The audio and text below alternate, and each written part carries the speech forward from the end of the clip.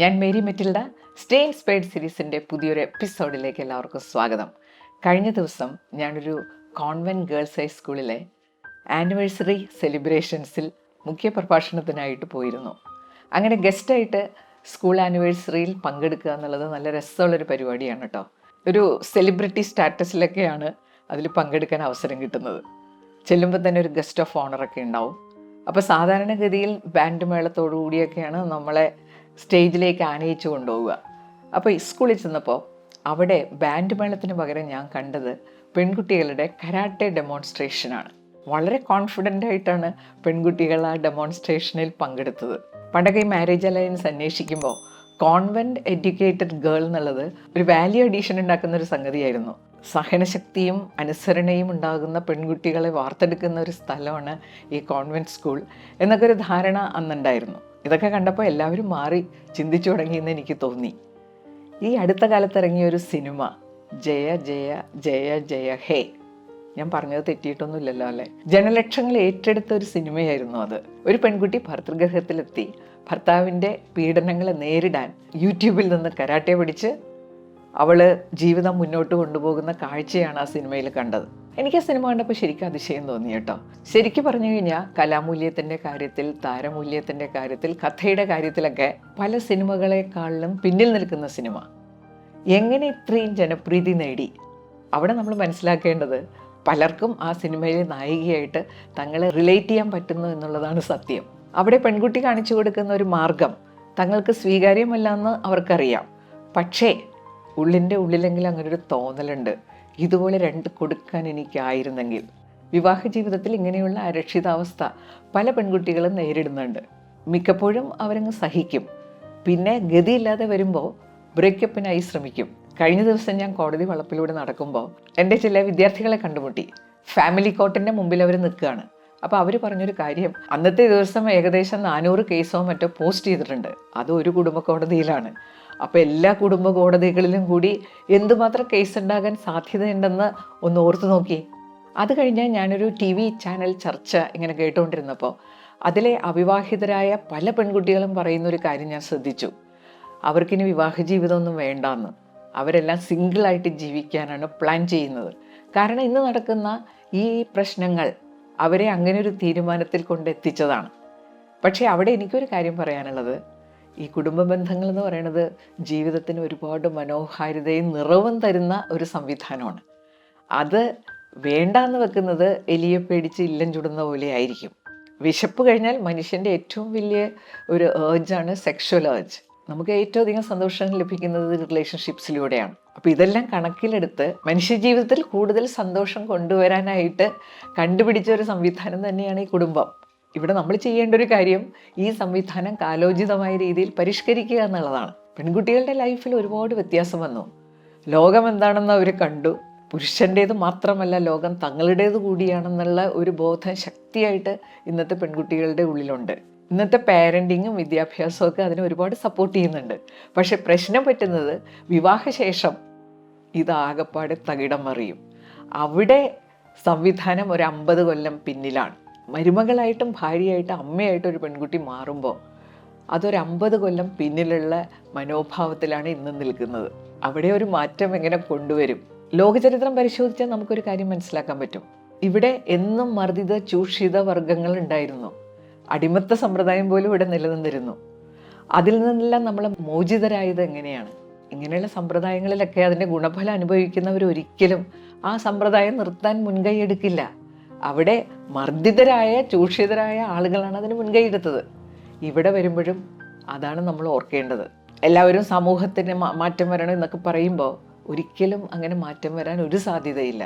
കാരണം ഇതിൻ്റെ ഗുണഫലം അനുഭവിക്കുന്ന ആളുകൾ ഉള്ളത് കൊണ്ട് അത് മാറ്റാൻ പലരും സമ്മതിക്കില്ല. സ്വന്തം ജീവിതം ബുദ്ധിപൂർവ്വം വിവേകപൂർവ്വം എങ്ങനെ മുന്നോട്ട് കൊണ്ടുപോകാമെന്ന് ഓരോ പെൺകുട്ടിയും ചിന്തിക്കേണ്ടിയിരിക്കുന്നു. തീർച്ചയായിട്ടും കരാട്ടെ പഠിക്കുന്നതൊക്കെ പെൺകുട്ടികളുടെ ആത്മവിശ്വാസം ഒരുപാട് വർദ്ധിപ്പിച്ചെടുക്കുന്ന ഒരു കാര്യം തന്നെയാണ്. പക്ഷെ കുടുംബജീവിതത്തിൽ ഇത് സക്സസ്ഫുള്ളാകാനുള്ള സാധ്യത വളരെ വളരെ കുറവാണ്.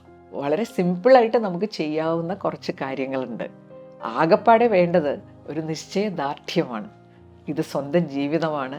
നമ്മുടെ ജീവിതത്തിൽ നിലപാടുകൾ എടുക്കാൻ നമുക്ക് സ്വാതന്ത്ര്യമുണ്ട്, അവകാശമുണ്ട് എന്ന് ഓരോ പെൺകുട്ടിയും ആദ്യം മനസ്സിൽ ഉറപ്പിക്കണം. അപ്പോൾ ഇതിൻ്റെയൊക്കെ പശ്ചാത്തലത്തിൽ പെൺകുട്ടികൾ അറിഞ്ഞിരിക്കേണ്ട കുറച്ച് കാര്യങ്ങളാണ് ഇന്നത്തെ വീഡിയോയിലൂടെ ഞാൻ ഷെയർ ചെയ്യുന്നത്. ഒന്നാമത്തെ കാര്യം, എപ്പോൾ വിവാഹം കഴിക്കണമെന്ന് തീരുമാനിക്കേണ്ടത് വിവാഹം കഴിക്കുന്ന ഒരു വ്യക്തിയാണ്. സമ്മർദ്ദങ്ങൾ ഒരുപാടുണ്ടാവും, അതിലൊന്നും വീണു പോകരുത്. അപ്പം നമ്മുടെ നാട്ടിലെ കൾച്ചർ അനുസരിച്ച് കുട്ടികളൊക്കെ പാരൻസിനെ ഡിപ്പെൻഡ് ചെയ്ത് കഴിയുന്നവരാണ്. അവരുടെ എല്ലാ കാര്യങ്ങളും പാരൻസ് സപ്പോർട്ട് ചെയ്യും, ധനസഹായം എല്ലാം ചെയ്തു കൊടുക്കും. എന്നിട്ട് ഈ പെൺകുട്ടികളുടെ പലരുടെയും കാര്യത്തിൽ സംഭവിക്കുന്നത് എന്താണെന്നോ, ഈ ഡിപ്പെൻഡൻസ് പീരീഡിൽ വെച്ച് തന്നെ കല്യാണം കഴിയും. അതായത് സ്വന്തമായിട്ട് കാര്യങ്ങൾ കൈകാര്യം ചെയ്യാനുള്ളൊരു ത്രാണിയില്ലാതെയാണ് അവൾ പലപ്പോഴും വിവാഹിതയാകുന്നത്. അതിൻ്റേതായിട്ടുള്ള ബുദ്ധിമുട്ടുകൾ ഉണ്ടാവും. ഈ സ്റ്റേജിൽ വിവാഹം കഴിക്കരുത്. ജീവിതത്തിൽ പെൺകുട്ടികൾക്കൊരു ഇൻഡിപെൻഡൻറ്റ് സ്റ്റേജ് കഴിഞ്ഞിട്ട് വേണം വിവാഹത്തിലേക്ക് കടക്കാൻ. ഇൻഡിപെൻഡൻറ്റ് സ്റ്റേജ് എന്ന് പറഞ്ഞാൽ സ്വന്തം കാലിൽ നിൽക്കുക, സ്വന്തമായിട്ട് കാര്യങ്ങൾ ചെയ്യാനുള്ള ഒരു പ്രാക്ടീസ്. ഇതൊക്കെ ആർജിച്ച ശേഷം, വളരെ സ്കിൽഫുൾ ആയ ശേഷം വേണം വിവാഹത്തെക്കുറിച്ച് ചിന്തിക്കാൻ. അതായത് ഒരു ഡിപ്പെൻഡൻസ് പീരിയഡ്, ഇൻഡിപെൻഡൻസ് പീരിയഡ്, പിന്നെ വിവാഹം. അതൊരു ഇൻ്റർ ഡിപ്പെൻഡൻസ് ആയിരിക്കണം. ലൈഫ് പാർട്ട്നേഴ്സ് തമ്മിൽ ചേരുമ്പോൾ അതുവരെ അവർക്കുണ്ടായിരുന്ന ജീവിതത്തേക്കാൾ നല്ലൊരു ജീവിതം ഉണ്ടാകണം. എങ്കിൽ മാത്രമേ വിവാഹത്തിന് അർത്ഥമുള്ളൂ. ഭാര്യയ്ക്ക് ചില കാര്യങ്ങളിലെങ്കിലും ഭർത്താവിനേക്കാൾ കഴിവ് കൂടുതലുണ്ടാവണം. അതുപോലെ തന്നെ ഭർത്താവിനും ചില കാര്യങ്ങളിൽ ഭാര്യയേക്കാൾ കഴിവ് കൂടുതലുണ്ടാവണം. ഇത് പരസ്പരം അംഗീകരിച്ച് ജീവിക്കുമ്പോൾ ആ കുടുംബജീവിതത്തെക്കുറിച്ചൊന്ന് ആലോചിച്ച് നോക്കിയേ. അവിടെ ഉണ്ടാകുന്ന പ്രതിഭാസത്തിനാണ് സിനർജി എന്ന് പറയുന്നത്. ഈ രണ്ടുപേര് തമ്മിൽ ചേരുമ്പോൾ രണ്ടുപേരും ഓരോ യൂണിറ്റ് ജോലി ചെയ്യുന്നു. 1+1 2 വലിയൊരു ഫലം ആ വീട്ടിലുണ്ടാക്കും. 1+1 = 2 ആണെന്ന് നമുക്കറിയാം. പക്ഷേ ഇതുപോലെ ജീവിച്ചാൽ 1+1 2 വലിയൊരു റിസൾട്ട് അവിടെ ഉണ്ടാക്കിത്തരും. ആ പ്രതിഭാസത്തിനാണ് നമ്മൾ സിനർജി എന്ന് പറയുന്നത്. അപ്പോൾ വിവാഹത്തിൻ്റെ ലക്ഷ്യങ്ങളിലൊന്ന് ഈ സിനർജിയാണ്. ആ സിനർജിയുടെ സന്തോഷമാണ്. 2, ഈ ലൈഫ് പാർട്ട്ണറിൻ്റെ ഒരു ചോയ്സ് വളരെ പ്രധാനപ്പെട്ടതായിട്ട് തന്നെ പെൺകുട്ടികൾ കരുതണം. സ്ത്രീ അബലയാണ്, ചബലയാണെന്നൊക്കെ നമ്മൾ കേട്ടിട്ടുണ്ടല്ലേ. അത് പലപ്പോഴും നമ്മൾ പ്രൂവ് ചെയ്യാറുമുണ്ട്. ഞാൻ ഈ പേപ്പറിൽ പലപ്പോഴും ന്യൂസ് വായിച്ച് അത്ഭുതപ്പെടാറുണ്ട്. വിവാഹ വാഗ്ദാനം നൽകി പീഡിപ്പിച്ചു എന്നൊക്കെ പറഞ്ഞ് ചില ന്യൂസ് വരില്ലേ.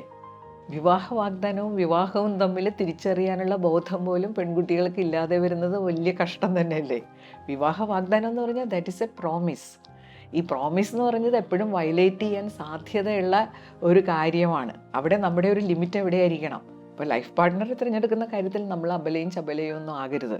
നമുക്ക് ആവശ്യത്തിന് സ്ട്രെങ്ത് ഉണ്ട്, ചിന്തിക്കാനുള്ള കഴിവുണ്ട്, കമ്മ്യൂണിക്കേറ്റ് ചെയ്യാനുള്ള കഴിവുണ്ട്. ഒരു ഡ്രസ്സ് വാങ്ങാൻ നമ്മൾ കടയിൽ പോയാൽ നമ്മൾ എത്ര ഗൗരവത്തോടു കൂടിയാണ് പലപ്പോഴും ഡ്രസ്സ് ചൂസ് ചെയ്യുന്നത്.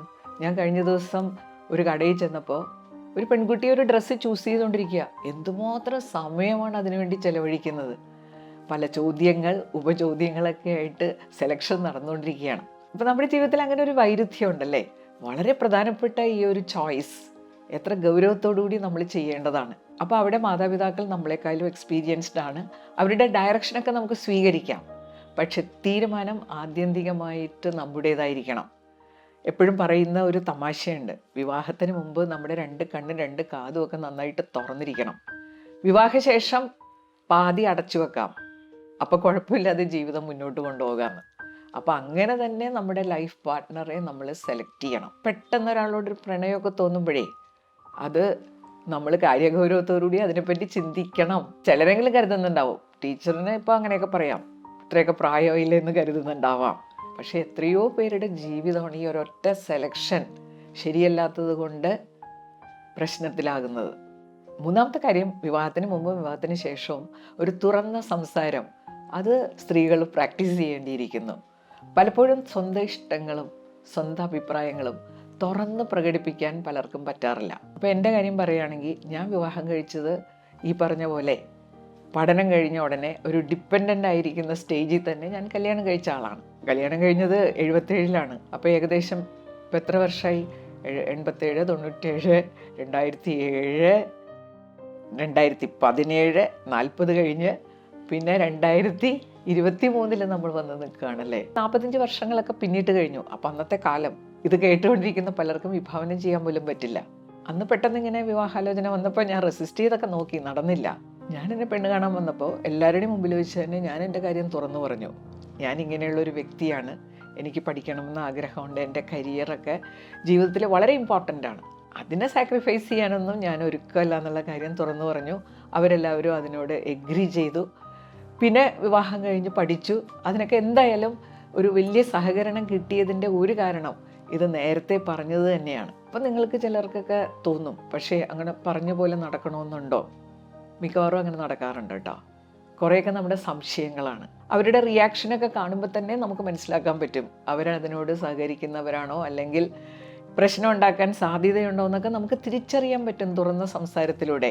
പക്ഷെ തുറന്ന് പറയട്ടെ, അപ്പം പലരും നല്ല കുട്ടികളായിട്ട് അവിടെ നിൽക്കും.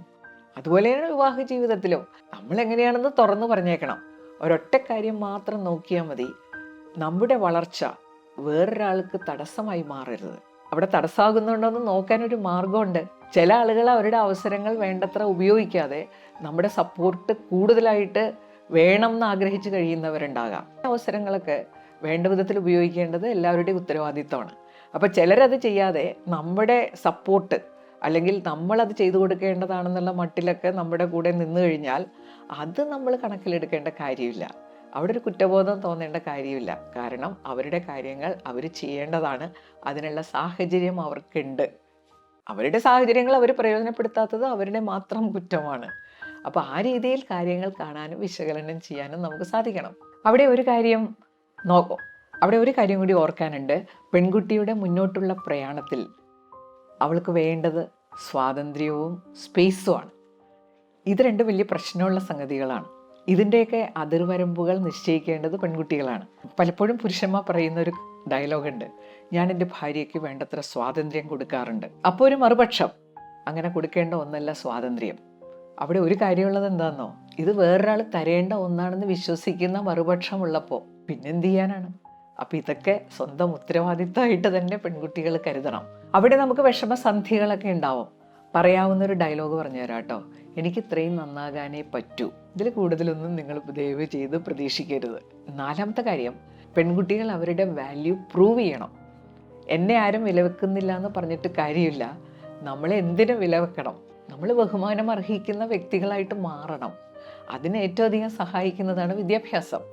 വിദ്യാഭ്യാസ കാലത്ത് ജീവിതത്തിൻ്റെ അടിത്തറ ഉണ്ടാക്കാനായിട്ടുള്ള ഒരു മാക്സിമം ശ്രമം പെൺകുട്ടികളുടെ ഭാഗത്തു നിന്ന് ഉണ്ടാവണം. അതുപോലെ കരിയർ, ഫിനാൻഷ്യൽ ഫ്രീഡം, ഇതൊക്കെ പെൺകുട്ടിയെ ബഹുമാനം അർഹിക്കുന്ന ഒരു വ്യക്തിയായിട്ട് മാറ്റും. എപ്പോഴും സമകാലീന കാര്യങ്ങളെക്കുറിച്ചുള്ളൊരു അറിവ് ഉണ്ടാവുക. പലപ്പോഴും പറ്റുന്നത് എന്താണെന്ന് വെച്ചാൽ, ഭർത്താക്കന്മാർക്ക് തോന്നും എൻ്റെ ഭാര്യ ഒന്നും അറിയാത്ത ഒരു പാർട്ടിയാണെന്ന്, എൻ്റെ ഭാര്യ ഒരു വിവരമില്ലാത്ത ഒരാളാണെന്ന് ഭർത്താവിന് തോന്നിക്കഴിഞ്ഞാൽ പിന്നെ അയാളുടെ സമീപനം എങ്ങനെയാകാനാണ് സാധ്യത? അപ്പോൾ ഇവിടെ പല കാര്യങ്ങളുണ്ട്. വീട്ടുകാര്യങ്ങൾ നടത്താനുള്ള നമ്മുടെ എഫിഷ്യൻസി, ഭർത്താവിൻ്റെ സഹകരണം നമുക്ക് തേടാം, അതിൽ തകരാറൊന്നുമില്ല. പക്ഷേ എഫിഷ്യൻസി ഉണ്ടാവണം എല്ലാ കാര്യങ്ങളിലും. പുറമേ പോയി കാര്യങ്ങൾ ചെയ്യുന്നതിലായാലും വീട്ടിലെ കാര്യങ്ങൾ ചെയ്യുന്നതിലായാലും തന്നെ കാര്യങ്ങൾ ചെയ്യാൻ പറ്റുമെന്നുള്ള ഒരു നിലപാട്, അത് മറ്റുള്ളവരുടെ ബഹുമാനം നേടിത്തരുന്ന വലിയൊരു കാര്യമാണ്. 5ാമത്തെ കാര്യം, ഇങ്ങനെയുള്ള കാര്യങ്ങൾ ഡിസ്കസ് ചെയ്യുമ്പോൾ ഒരു കാര്യം നമ്മൾ പലപ്പോഴും വിട്ടുപോകാറുണ്ട്. അത് വേറൊന്നുമല്ല, ഹെൽത്ത്. പെൺകുട്ടികളെ സംബന്ധിച്ച് ഈ ആരോഗ്യം വളരെയധികം ശ്രദ്ധിച്ചില്ലെങ്കിൽ പല അനാരോഗ്യ പ്രശ്നങ്ങളുണ്ടാവും. കാരണം വിവാഹ ജീവിതത്തിൽ പ്രസവം പോലുള്ള വളരെ സങ്കീർണമായിട്ടുള്ള കാര്യങ്ങൾ ഏറ്റെടുക്കേണ്ടി വരുന്നത് പെൺകുട്ടികളാണ്. അവിടെ നമ്മുടെ ആരോഗ്യം പ്രശ്നത്തിലായി കഴിഞ്ഞാൽ ഈ പറഞ്ഞതൊന്നും നടക്കില്ല. നമുക്ക് കാര്യങ്ങൾ ചെയ്യാനുള്ള ആരോഗ്യം വേണമല്ലോ. സ്വാതന്ത്ര്യം അവൈൽ ചെയ്യണമെങ്കിലും ഒരു ആരോഗ്യം വേണ്ടേ? അപ്പോൾ ചെറുപ്പത്തിലേ തുടങ്ങി നമ്മുടെ ആരോഗ്യ കാര്യങ്ങളിൽ പരിപൂർണമായിട്ടുള്ള ഒരു ശ്രദ്ധ ഉണ്ടാവണം. അതിരാവിലെ എഴുന്നേൽക്കുക, നമുക്ക് വേണ്ടി 1 മണിക്കൂർ വർക്കൗട്ട് ചെയ്യാൻ ചിലവഴിക്കുക, പോഷകം നിറഞ്ഞ ആഹാരം കഴിക്കുക, വെള്ളം കുടിക്കുക. ഇതൊക്കെ എന്ന് ചെയ്ത് ശീലമായി കഴിഞ്ഞാൽ ഇതിനൊരു വിഷമവും നമുക്ക് ഉണ്ടാവില്ല എന്ന് മാത്രമല്ല, അങ്ങനെ ശരീരത്തിന് ഓരോ ഇമ്പ്രൂവ്മെൻ്റ് ഉണ്ടാകുമ്പോൾ വി ഫീൽ ഹാപ്പി. അത് നമുക്ക് വല്ലാത്തൊരു ആത്മവിശ്വാസം തരും. അത് നമുക്ക് ജീവിതത്തിൽ തുടർന്നുകൊണ്ട് പോകാനും പറ്റും. 6ാമത്തെ കാര്യം, സ്വന്തമായ നിലപാടിൽ മുന്നോട്ട് പോകുന്ന പെൺകുട്ടികൾക്ക് ചുറ്റുപാടിൽ നിന്ന് വിമർശനങ്ങൾ കിട്ടാനാണ് സാധ്യത.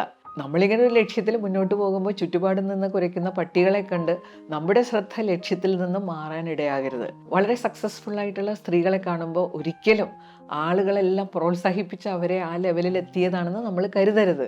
ഈ വിമർശനങ്ങളൊക്കെ എല്ലാവർക്കും ഉണ്ടാവും. പക്ഷേ അത് വേണ്ട വിധത്തിൽ മാനേജ് ചെയ്ത് മുന്നോട്ട് കൊണ്ടുപോകാൻ പറ്റുന്നവരാണ് സക്സസ്ഫുൾ ആകുന്നത്. അതിൽ ഏറ്റവും അധികം നമ്മളെ പ്രോബ്ലത്തിലാക്കുന്ന ഒന്ന് ആളുകൾ എന്ത് കരുതും എന്നുള്ളൊരു ചിന്ത നമ്മളെ ഒരുപാട് കാര്യങ്ങളിൽ നിന്നും ബ്ലോക്ക് ചെയ്യും. അപ്പോൾ നമ്മൾ എന്ത് ചെയ്യണമെന്നാ, എല്ലാവരും നമ്മളെക്കുറിച്ച് നല്ലതേ പറയാവൂ എന്നുള്ള വാശി അങ്ങോട്ട് ഉപേക്ഷിച്ചാൽ മതി. ആരെന്നെക്കുറിച്ച് എന്ത് കരുതിയാൽ എനിക്കൊന്നും വരാനില്ല, അത് കൃത്യമായിട്ട് നമ്മൾ നമ്മളെ പറഞ്ഞ് ബോധ്യപ്പെടുത്തണം.